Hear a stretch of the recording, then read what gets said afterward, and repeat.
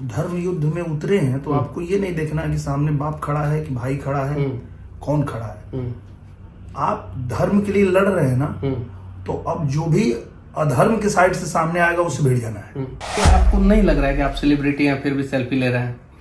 एकदम नहीं लगता है। हमको लगता है कि प्रधानमंत्री ने यही सिखाया कि सेवक बन जाओ, सेवक बन जाओ। सेल्फी तो उन्होंने, मतलब कि सेल्फी के जनक अगर कहा जाएगा, अगर इतिहास में लिखा जाएगा कि सेल्फी का आविष्कार किसने किया, तो पूरी दुनिया में सबको पता है कि नरेंद्र मोदी जी। अखिलेश यादव के बारे में क्या सोचते हैं?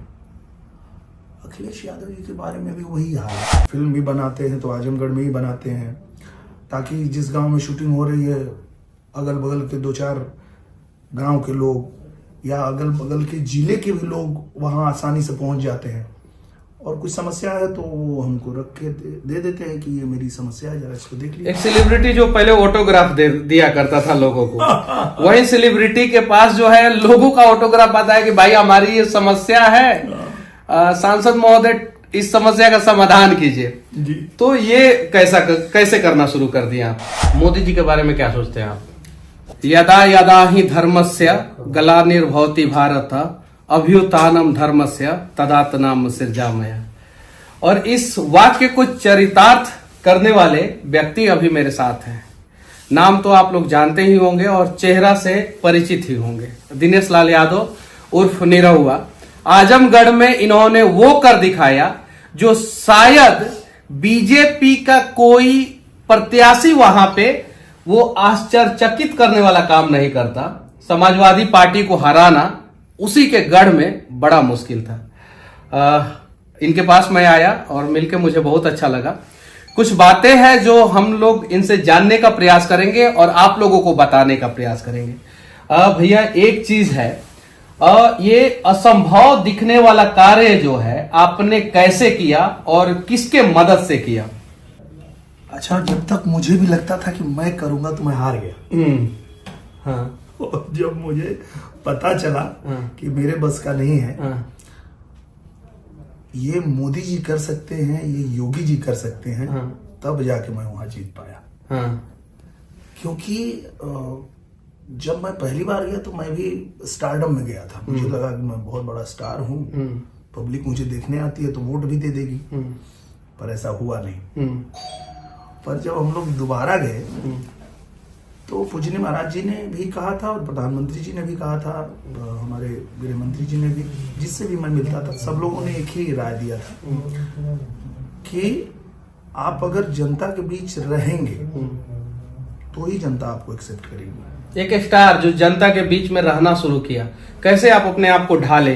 कि एक तो सेलिब्रिटी, बहुत सारे लोग आते हैं, फोटो खिंचवाते हैं, कोई कपड़ा खींचता है, कोई कुछ खींचता है, कोई खींचता है, और उसके बावजूद जो है आजमगढ़ के लोगों के बीच में आपको रहना है, तो कैसे आप अपने आप को बदले?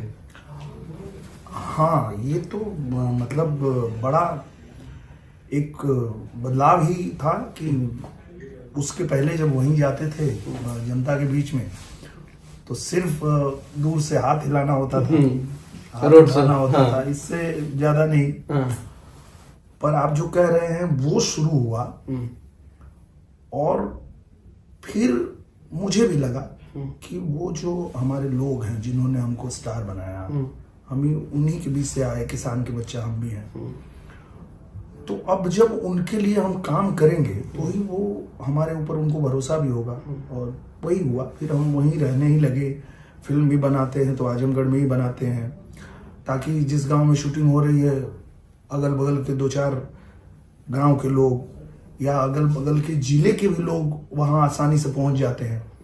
और कुछ समस्या है तो वो हमको रख के दे देते हैं कि ये मेरी समस्या है, जरा इसको देख लीजिए। एक सेलिब्रिटी जो पहले ऑटोग्राफ दिया करता था लोगों को, वही सेलिब्रिटी के पास जो है लोगों का ऑटोग्राफ आता है कि भाई हमारी ये समस्या है, सांसद महोदय इस समस्या का समाधान कीजिए जी। तो ये कैसे करना शुरू कर दिया आप? ये तो हमारे पूजनीय प्रधानमंत्री जी ने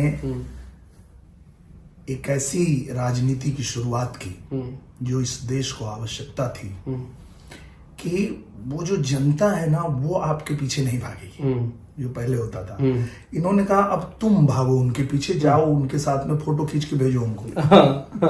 फोटो खींच के भेजो। हाँ, मतलब नमो ऐप पे जो प्रधानमंत्री जी का ऐप है, उस पे अब हम लोगों के साथ में जाके उनको चिंता नहीं रहती कि निरहुआ है उसके साथ फोटो ले ले, उनसे ज्यादा हमको चिंता रहती है कि हम चले पहले इनके साथ फोटो खींचे। तो हम जाते हैं उनके साथ, आवा चाची तनी हवा तनी फोटो तनी हमरो संगे एगो फोटो खींच ली और ओकरा के भेज दी। एकदम अच्छा सुनिए, अच्छा लगे। श्री कृष्ण से आपको क्या सीखने को मिलता है? अभी भगवत गीता, श्रीमद् भगवत गीता आपके पास है, क्या सीखने को मिलता है? देखिए, अच्छा, ये आपको नहीं लग रहा है कि आप सेलिब्रिटी हैं फिर भी सेल्फी ले रहे हैं? एकदम नहीं लगता। हमको लगता है कि प्रधानमंत्री ने यही सिखाया कि सेवक बन जाओ, सेवक बन जाओ। सेल्फी तो उन्होंने, मतलब कि सेल्फी के जनक अगर कहा जाएगा, अगर इतिहास में लिखा जाएगा कि सेल्फी का आविष्कार किसने किया, तो पूरी दुनिया में सबको पता है कि नरेंद्र मोदी जी। और देखिए बहुत सारा बदलाव, जैसे हमने श्री कृष्ण के बारे में पूछा, कृष्ण के बारे में गीता आपके हाथ में, हाथ में है, और यही जीवन है पूरा, मेरा तो जीवन ही है। और मैं जो कुछ अधर्म के खिलाफ धर्म युद्ध में लड़ना, और मुझे लगता है कि फिर जब आप धर्म युद्ध में उतरे हैं तो आपको ये नहीं देखना है कि सामने बाप खड़ा है कि भाई खड़ा है, कौन खड़ा है।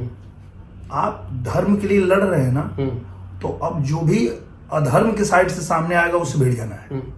यही सीखा है। राम मंदिर तो हो गया, अयोध्या, अब मथुरा कब? कानूनी प्रक्रिया है। देखिए आप भी जानते हैं कि जो भी इस देश में होता है वो कानून के हिसाब से होता है। राम मंदिर तो भी कानून के हिसाब से ही हुआ है, कानून के हिसाब से, सुप्रीम कोर्ट के आदेश के अनुसार। और फिर कोर्ट का जो आदेश आएगा वही होगा। 2024 और आजमगढ़, दिनेश लाल यादव उर्फ निरहुआ, भोजपुरी के सुपरस्टार जिनका कोई गॉडफादर नहीं था, अपने दम पे जो है स्टेज शो करके जो है फिल्मों में आए। क्या करेंगे 2024 में? देखिए हम लोग एक कार्यकर्ता है। अभी भी आप अपने आप को कार्यकर्ता मानते हैं? बिल्कुल, एक कार्यकर्ता है, और एक ऐसे कार्यकर्ता है जो समर्पित कार्यकर्ता है कि हम सिर्फ और सिर्फ इस पार्टी के कार्यकर्ता बने हैं विचारधारा की वजह से। ना सांसद बनने के लिए किए थे, और ना ही आगे कुछ भी ऐसा लोभ है कि फिर सांसद बने और सांसद बनते रहें, ये भी कोई लोभ लालच नहीं है। सिर्फ ये है कि ये जो विचारधारा पे भारतीय जनता पार्टी काम करती है, हम उसको सपोर्ट करने के लिए भारतीय जनता पार्टी के साथ आए हैं। अब भारतीय जनता पार्टी हमको जो जिम्मेदारी देगी, आज उन्होंने जिम्मेदारी दिया कि जाओ आजमगढ़ लड़ो, तो पहले तो मैंने कहा कि मुझे प्रचार ही करने दीजिए खाली, पर आदेश हुआ कि नहीं लड़ना है तो लड़ गए। फिर आगे जो आदेश होगा पार्टी का वो करें। यूपी से जातिवाद जो है खत्म होते हुए दिखाई दे रहा है, जैसा कि आपने भी बताया। बिहार से जातिवाद कब खत्म होगा? जाति के नाम पे बहुत सारे लोग वोट देते हैं, तो कब खत्म होगा? क्योंकि बिहार इंडस्ट्री से, भोजपुरी इंडस्ट्री से आप जुड़े हुए हैं। बिल्कुल, और मैं तो अपने बिहार के सभी भाइयों से निवेदन करता हूँ कि अगर आप चाहते हैं कि बिहार तरक्की करे, बिहार आगे बढ़े, और बिहार के लोगों को बिहार छोड़ के बाहर न जाना पड़े, भटकना ना पड़े, तो इससे निकलना पड़ेगा। क्योंकि ये जो है एक तरह से हम लोगों के पिछड़ेपन का सबसे बड़ा कारण है। तो हम लोगों को ये सोचना होगा कि हमारा भला किसमें है, हमारे गांव का भला किसमें है, हमारे राज्य का भला किसमें है। और ये जब सोच के हम वोट करेंगे तब जाके बदलाव होगा, और तब जाके बिहार आगे बढ़ेगा, तरक्की करेगा, जैसे मेरा उत्तर प्रदेश कर रहा है। मोदी जी के बारे में क्या सोचते हैं आप? मुझे लगता है कि मोदी जी इस युग में हनुमान जी के अवतार है। जैसे हनुमान जी राम काज में लगे रहते थे कि राम जी का काम ही उनके लिए सब कुछ होता था। तो जो हमारे मोदी जी हैं वो भी एकदम से इस देश को, इस दुनिया को, इस विश्व को एक नई दिशा देने के लिए उनके अंदर से जो है वो हनुमान जी जागृत हुए हैं।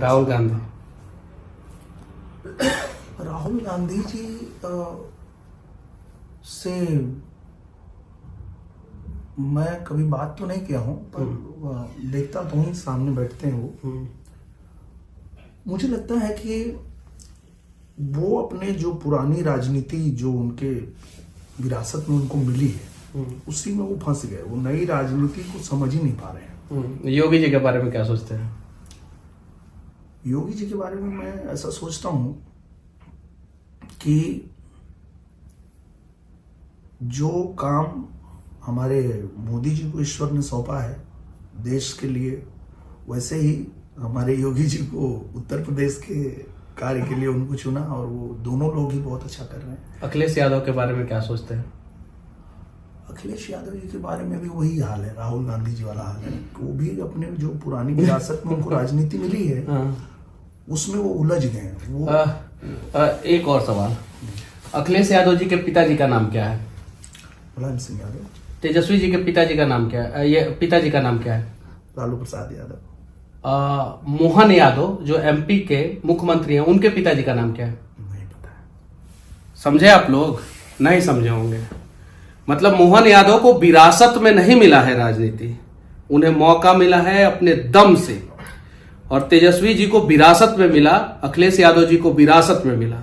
अगर आप चाहते हैं कि आपका बच्चा मोहन यादव बने तो आपको जातिवाद से ऊपर उठ के सोचना होगा, वरना मुलायम सिंह यादव और उनका वंशावली चलता रहेगा और बिहार में जो है लालू जी और उनका वंशावली चलता रहेगा। और आप लोगों को अपने दादा, अपने पापा, अपने चाचा, अपने काका का नाम नहीं याद रहेगा, लेकिन नेता और नेताजी के पिताजी और उनके पिताजी और उनके पिताजी का नाम याद रहेगा। तेजस्वी जी कभी मुख्यमंत्री नहीं बने, उप मुख्यमंत्री हैं, लेकिन उनके पिताजी का नाम जो है इनको याद है। बीजेपी के हैं, सांसद हैं, उनके पिताजी का नाम याद है। अखिलेश यादव जी के पिताजी का नाम याद है। लेकिन जो बीजेपी के मुख्यमंत्री एमपी के हैं मोहन यादव, उनके पिताजी का नाम याद नहीं है, क्योंकि मोहन यादव अपने बाबूजी के दम पे नहीं है, वो अपने दम पे है। बाकी हमारा ये प्रयास और इनकी ये बातें कैसी लगी कमेंट करके आप लोग जरूर बताना। और आजमगढ़ के बारे में आप लोग क्या सोचते हैं इस पे भी आप लोग राय जरूर रखना। और आजमगढ़ में बहुत जल्द हम लोग मिलेंगे। और श्रीमद् भगवत गीता के बारे में आप लोग क्या सोचते हैं? हर घर में एक धार्मिक किताब होना चाहिए कि नहीं होना चाहिए? और कैसे देश के हर एक सनातन धर्म के लोगों के पास एक धार्मिक किताब पहुंचाया जाए, इसके बारे में आप लोग अपना राय जरूर रखना। जय हिंद।